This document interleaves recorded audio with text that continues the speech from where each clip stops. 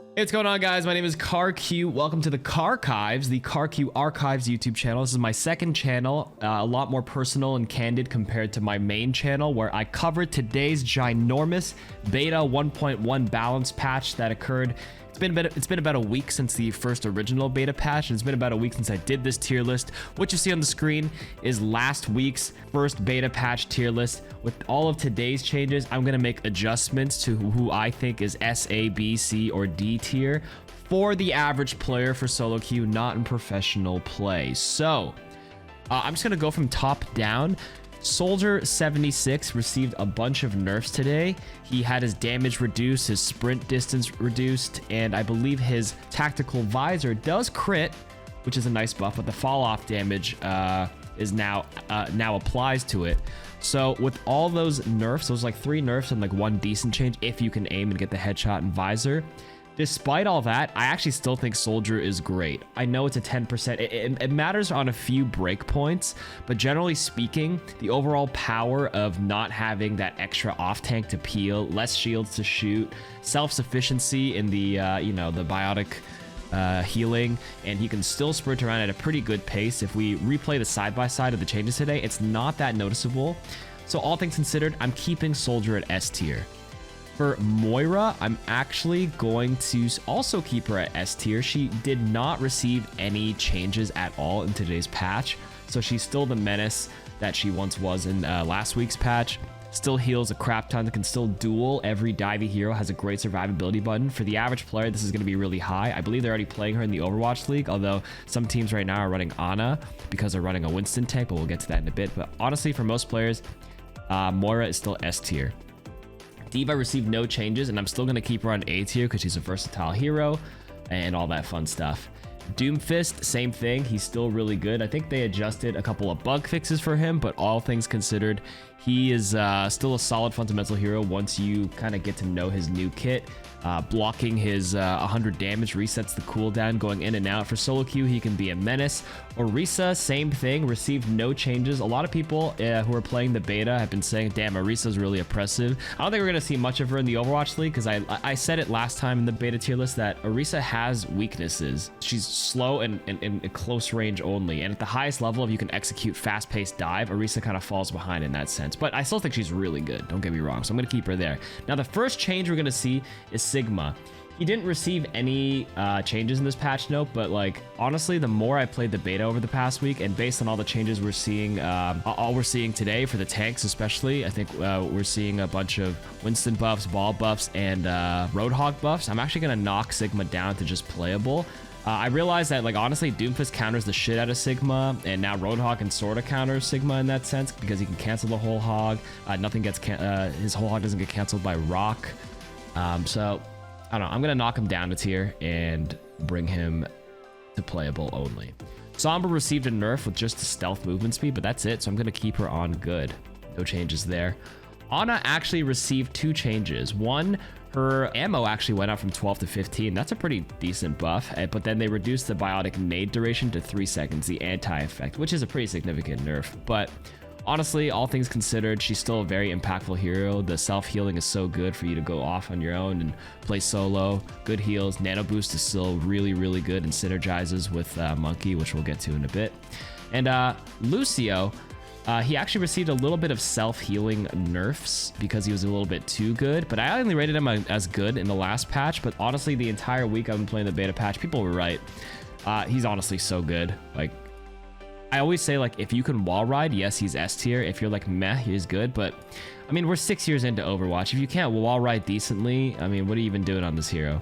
I know the self-healing did get nerfed, but on the comparison video that I did today, it's honestly not that noticeable. Like, the number looks big, 30% to 60% self-heal penalty. But when you actually look at the regen, it's really not that bad. So it's weird because I'm actually going to move him up despite that nerf, just because I actually misplaced him in the previous one. All right, so Sigma I knocked down. Reinhardt, honestly, I underestimated him because I was like, yeah, he's slow and he needs like movement to get in. But honestly, I played him a little bit. I saw a lot of Reinhardts lately. He's pretty decent on certain push maps, actually. I actually kind of like him on Toronto. to be honest with you. And I didn't realize how powerful that canceling charge is, and that's honestly what allows him to get in and like do it without feeding anymore. Like he can close distances with that and have a lot more control over it. And because Lucio is played every on almost every single composition right now, Reinhardt honestly goes from playable to good suddenly, to be honest with you. I was like, yes, he's got his weaknesses similar to Orisa, where he's like, you know, stationary and he's on the ground. But doesn't every hero have like sort of like a weakness? The more I think about it. And yes, you need Lucio to kind of enable him a bit more, but again, that charge cancellation, closing gaps, I don't know. I was pleasantly surprised to see how much better Ryan was doing over this past week of playing. Winston received a buff today just to lower the cost of a secondary fire, but even without that, I underestimated Winston as well. Originally, I remember I said something in the previous tier list where if you do a bad jump, you're not going to get as much value. You lose your bubble, and that's your only like mitigation before you can jump out. But using that like secondary fire poke, especially now that it doesn't cost as much ammo, is actually pretty good if you get a bad jump. And honestly, that bubble is really hard to break. I was like, yeah, he's only got like the bubble to mitigate it, but people can't actually break it because it's like 800 HP or 900 HP. I can't recall. It's a little bit better than the Overwatch 1, and there's one less hero on the enemy team to break it. So wherever you drop the bubble, that shit stays up forever. And bubble can block like Mora healing. It can block Anna's healing. So I underrated Winston. I think they're playing him a lot in the Overwatch League right now at the highest level. So look out for that. Ball is also buffed in this patch where he has his knockback increased by 36% to put him back at the launch boop distance, which actually enables the top ball players to double boop with ease again, because you used to be able to do it, and then when they nerfed the knockback, it became a lot harder to do. You could still do it, but it was just less forgiving. But now it's way easier to do. The boop and disruption is back to the way it used to be. He gets a lot from his adaptive shield. I think Ball is actually going to be kind of a menace again. Just to be that disruptor, annoying person. I don't know if he can confirm any kills as much still because the support passive is still really good, but honestly, I should probably have added a tier in between, but all things considered, I would say he's like in between really good, playable and good now. Zarya received a little nerf, nothing too significant with Graviton Surge. It went from 4 to 3.5 seconds where they're stuck in, but that was to kind of like mitigate the fact that like it actually got indirectly stronger in Overwatch 2 with phase effects not being able to escape, like Moira or Reaper not even being able to get out. So this is not too much of a significant change. I'm going to keep her unplayable. Ashe received no changes, and all throughout this week, I thought she was fine, keeping her here. Cassidy is also pretty decent as well. No change there. Echo, no change, can be used in the right compositions. They're probably going to use her in the Overwatch League because that execution beam is too good to is just too good to deal with. Genji, I'm going to bump him up to good. It's so funny because in the alpha patch, I thought he was ass, but I just misread it completely. Honestly, the sample, I even said in the alpha patch notes or beta tier list, sorry, alpha, I keep saying alpha beta tier list. The alpha tier list I made like 2 weeks ago on an old patch, I rated him as D just because like I saw him like twice. Like I'll be honest, we played like 20 games. There wasn't enough of a sample size, and that was just pure speculation. And honestly, I was way off the mark, and I'm the first one to admit that. Even I played some Genji in the last week. I played like 20 games of him, I'd say, and yeah, he's good because even if you don't get like a pocket or whatever, you can really harass backlines and annoy them. And I was like, yeah, he's kind of bad without his blade, but then I saw a secondary fire shuriken, and I'm like, wait, the spread is really tight, and you really can assassinate people. Yeah, no, he's good. He's good. Hanzo, I had him unplayable. I'm going to keep him here. The breakpoint change for his Storm Arrow being at 65 instead of 70 does affect his killing potential on 200 HP heroes. Obviously, he's still very good if he can hit his shots. Not much to say there. Same with Mei. Her 100 DPS primary fire is really strong, and I'm just going to keep her here unplayable. Nothing changed of her in the patch notes. Pharah as well, nothing changed. Good if they don't have hit scan, because knockbacks are actually farther in this game. So every time you shoot someone with the fire rocket, they actually get knocked back a little bit further. You have to make a small adjustment as a fire main, but other than that, he's fine. Same with Reaper. I know he was nerfed originally in the beta patch, but he's still playable. Like, he can still assassinate up close and still burst down tanks as needed.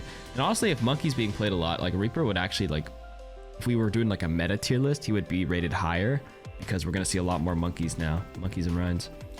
Sojourn's getting a buff. Got a buff, sorry, in this patch where her railgun hitbox on the secondary fire is now double the size, because it was really hard to land the headshot. Sometimes you'd feel like you were aiming at them, but you would miss. So now they're making it a bit wider, so it's easier. It's literally 2 times the size, So Sojourns are going to get a lot more headshots now, and the power slide is on a shorter cooldown, just by 1 second, but it does help quite a bit.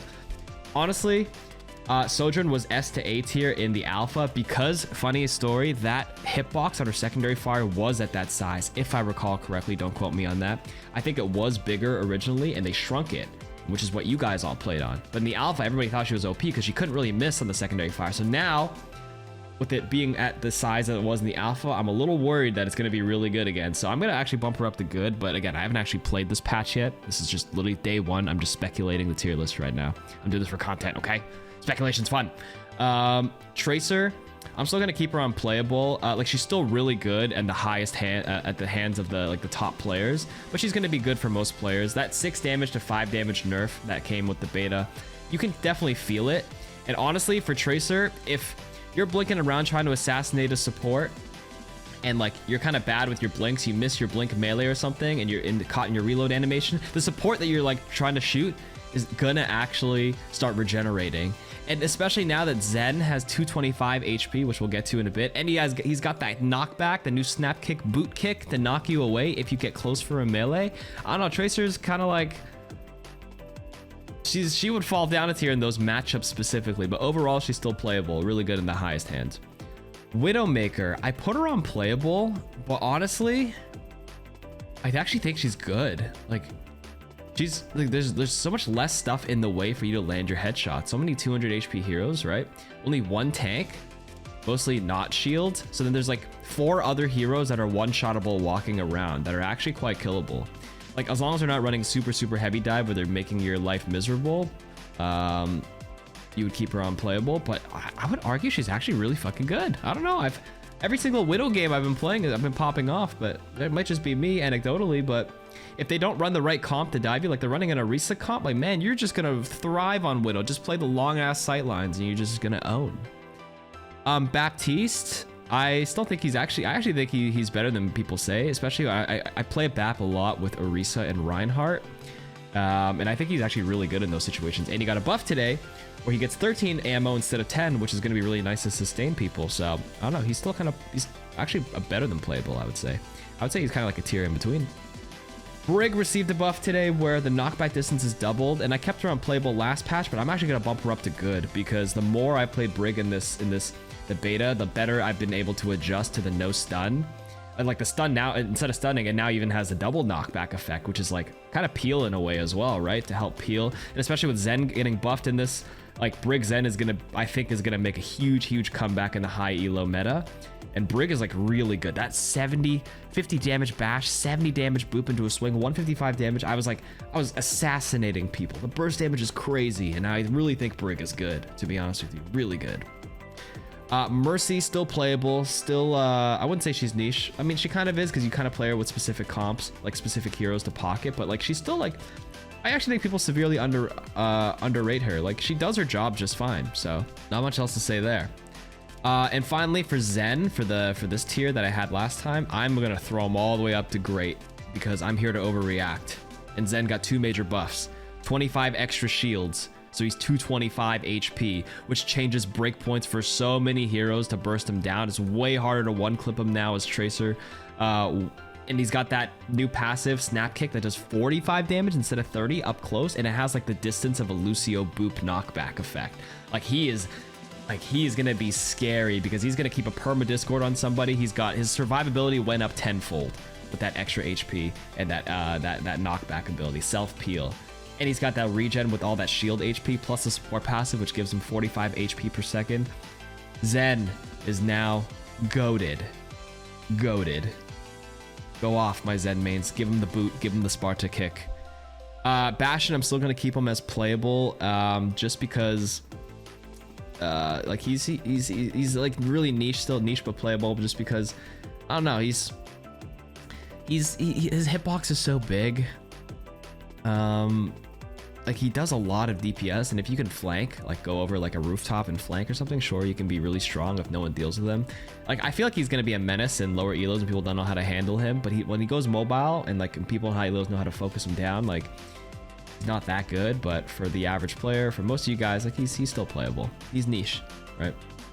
Junkrat, I'm gonna keep him on niche. I think Junkrat's one of the worst DPSs and just indirectly based on this entire meta. The biggest thing I realized is that the steel trap, because it no longer roots people, if you root someone, you don't want to actually like mine them too early because you boop them out of the steel trap now instead of using the mine as DPS.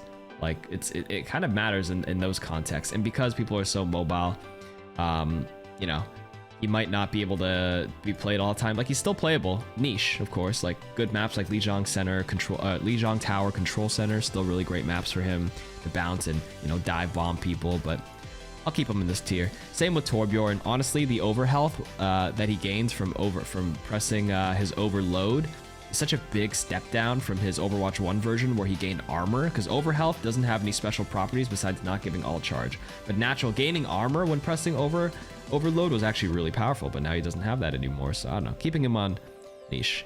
Roadhog as well, I'm gonna bump him all the way up to playable. All because of that new change today where his ultimate is no longer a transformation ultimate, but now a channeled ultimate. So previously when he used Whole Hog and he goes into the channeled Whole Hog, he's stuck in that entire thing the whole time, and if he gets slept or like rocked or stunned, he gets kicked out, and that's the end of Whole Hog. But now it's a transformation ultimate, kind of like when Genji blades, he can walk around, decide when to swing. Same with Soldier when he visors, he can still sprint around and decide when to shoot.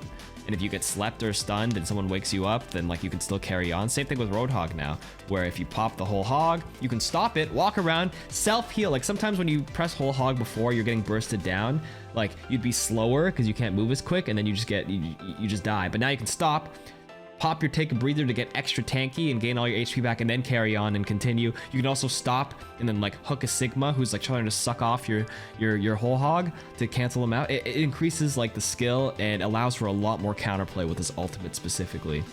So he went from weak all the way to like pretty decently playable now, I would say.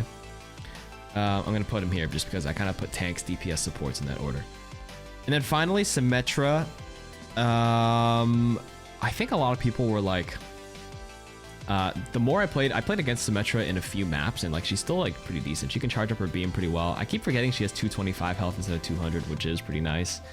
I had her on weak, and a lot of sim mains have been kind of going at me in the comments and in Twitter DMs going like, dude, how could you rate Sim D tier? Come on, she's like pretty good still. But I mean, any person who mains a hero would usually go like, come on, this hero's still pretty good. People are sleeping on it. To be fair, I've seen some decent sims. Now that I've played more of the beta, I've seen a lot more sims. I'm gonna put her on niche because she is playable on defensive parts of the map. Like, she's not overall weak. Like, she is still playable in certain phases. So we'll bump her up. Okay. Especially with Monkey being meta. Like, Monkey that kind of does counter sim if you can get close to her, but like if you can keep your distance and charge your beam off his bubble, that could be a pretty good effective play. And like teleporting is like so cool. Did you guys know if you do like an Orisa Terra Surge and she's ulting, I think you can like put the teleporter underneath her and then she can teleport. Like if they start walking out of her ult, your sim can teleport you, put the teleporter on top of you, you teleport and then go to the spot and then drop your ultimate. It's actually, I think I saw it on Twitter. That shit was crazy. That's a cool combo. In any case, TLDR, I moved everybody out of weak tier. I don't think anybody is arguably weak. Everybody sorta is playable, to be honest with you. But this is my updated beta 1.1 tier list. It's all speculation still. I haven't played this patch. Go check out my video on the main channel that covers today's patch with everything, all 12 nerfs, buffs, and changes. And yeah, that's it for this. Let me know what you guys think in the comments. Peace.